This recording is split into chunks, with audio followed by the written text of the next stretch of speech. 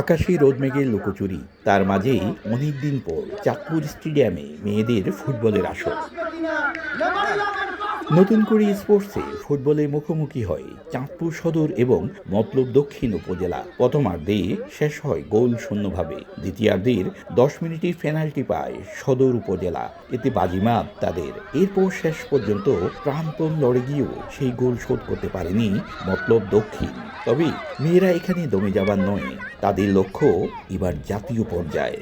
একটা ভালো ফুটবলার হব, ন্যাশনালে যাওয়ার ট্রাই করতেছি। ফুটবলটা আমার একটা ছোটবেলা থেকে ভালো লাগা, এই ভালো লাগা থেকে এখানে খেলতে আসছি।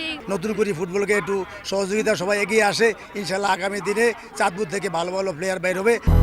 200-র বেশি সার্ভিস ও ফিচারে লেনদেনের সব বিকাশ অ্যাপে সম্ভব।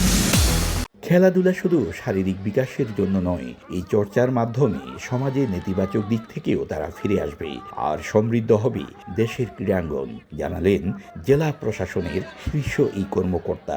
আমরা খুব আনন্দিত যে আমাদের শিশু কিশোররা খেলাধুলার মধ্যে সম্পৃক্ত হতে পেরেছে এবং সবাই খুব উৎসাহ উদ্দীপনা নিয়ে আমাদের এই খেলা নতুন করে স্পোর্টসে অংশগ্রহণ করেছে। আমরা মনে করি এই খেলাধুলা সংস্কৃতি চর্চার মাধ্যমে আমরা সমাজের নানা রকম নেতিবাচক দিক থেকে আমাদের বাচ্চাদেরকে দূরে রাখতে পারবো। ম্যাচ শেষে বিজয়ী ও বিজিত দলের হাতে ট্রফি তুলে দেওয়া হয়। এর আগে গত 2রা মে শুরু হওয়া নতুন করে স্পোর্টসে 8টি ইভেন্টে ফুটবল সহ শুধু চাঁদপুরেই অংশ নেয় 1,500 কিশোর কিশোরী। ফারুক আহমদ, সময় সংবাদ, চাঁদপুর।